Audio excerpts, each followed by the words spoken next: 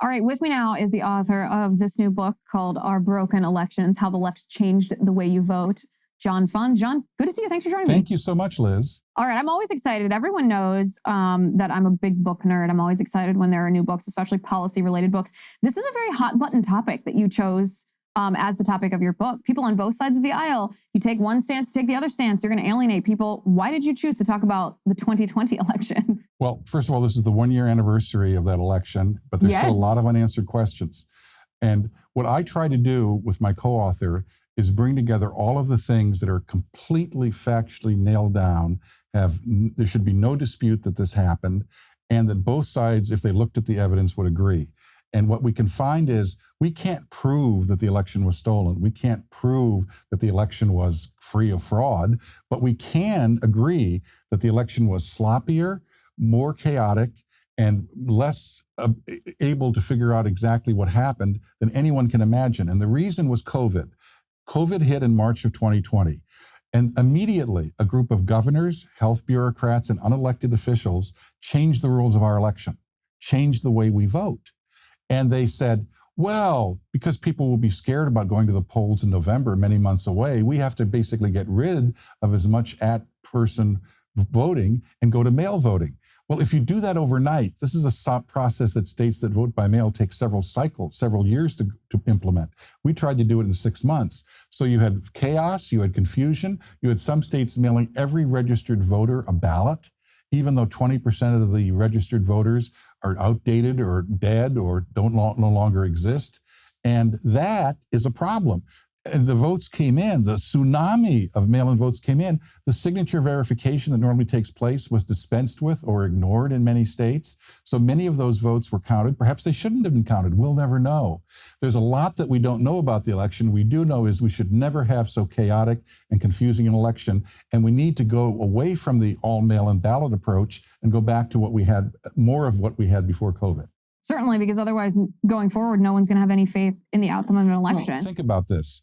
Whether it's accurate or not, a third of Hillary Clinton voters in 2016 were convinced Donald Trump didn't win fairly. You know, Russia interfered, whatever.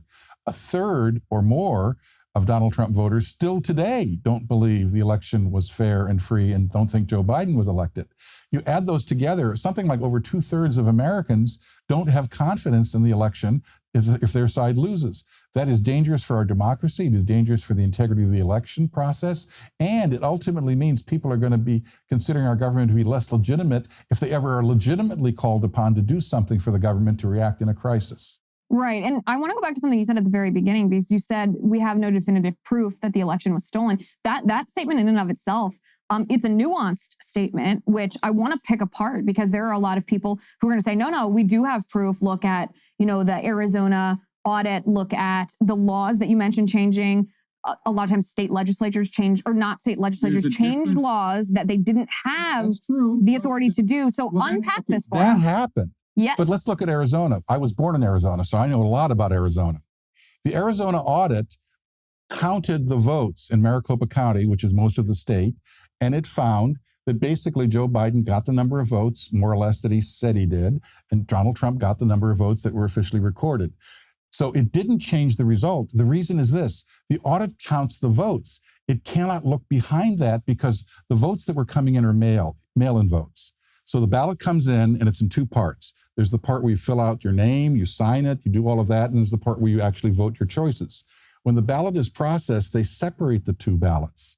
In other words, they've already counted it, so they separate them. They put one side with your signature and your name over here. They put the other ballot in with all the other ballots. If you do an audit, you can't bring the two halves together. They're separated. You can't match them once they're separated. So the audit didn't prove that Donald Trump won Arizona. It did prove there were tremendous complications, tremendous opportunities for fraud, tremendous irregularities that shouldn't have happened because of the changes after COVID. But that is not definitive proof the election was stolen. That's definitive proof we have to clean up our election process, and the Arizona legislature has just started work on that, and they've already passed legislation to do that. I don't disagree with you, actually. That's why I said it's a nuanced opinion. I wanted you to explain so that that people fully understood this, because where there's opportunity for fraud, that's when there gets this ambiguity about an election results. And that ambiguity is essentially the same as distrust. Because it very well could have been fraudulent, or even not fraudulent. It could have just been people who unknowingly, unintentionally cast their ballot in a county that they weren't eligible to vote in, rendering that ballot invalid. Any ballot that's counted in an invalid way, whether it's purposeful or accidental, takes away the civil rights of people because it cancels out their legitimate counted vote. Georgia is another example. In Georgia, we have enough evidence. Dead people, people who missed the registration deadline, people who were voting out of state, college students who were voting in 2 states. We have enough evidence to strongly suspect that Donald Trump may have won Georgia. The court case, the one court case that assembled all of this evidence and went to a court and said, please look at this. The Fulton County Court delayed hearing the case until around Christmas time. Then they assigned it to another county because of recusals and conflict of interest. The judge in that other county set the court date, this is black humor, for January 7th.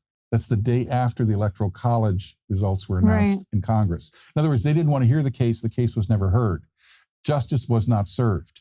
You cannot have a court case deciding an election delayed 2 months, because justice delayed is justice denied. Right. And that's why, I mean, it should be a matter of both sides of the aisle, meaning obviously the left doesn't like Donald Trump, right? No one's trying to convince them to change their mind. Well, we try, but they're not going to change their mind. But what shouldn't be a partisan issue is protecting the integrity of someone's vote. And unfortunately, some of the Trump partisans, like Sidney Powell and frankly Rudy Giuliani and frankly Lynn Wood, they didn't do Donald Trump any favors, because they came up with some theories that weren't substantiated, about computer hacking and, communist involvement in the election and all of that didn't pan out, or certainly didn't have a level of proof that was verifiable.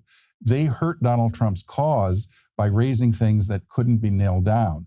There is stuff in my book that shows that there are real things that happened, real problems, real laws that were evaded or ignored that should have been addressed, that did affect the election, and we should repair those and do it quickly before the next election. Right, so that we can trust the integrity of our votes. The book is called Our Broken Elections, How the Left Changed the Way You Vote. It's written by you and co-author Hans von Spakovsky, who's a good friend of mine. I always tell him that he has the most expertise in the most random assortments of topics of anybody that I've met.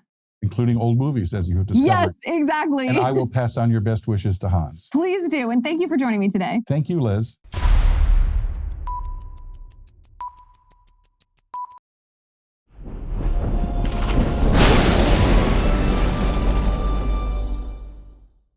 If you haven't already, give this video a thumbs up, hit the subscribe button below, and ring the bell to make sure you never miss a video.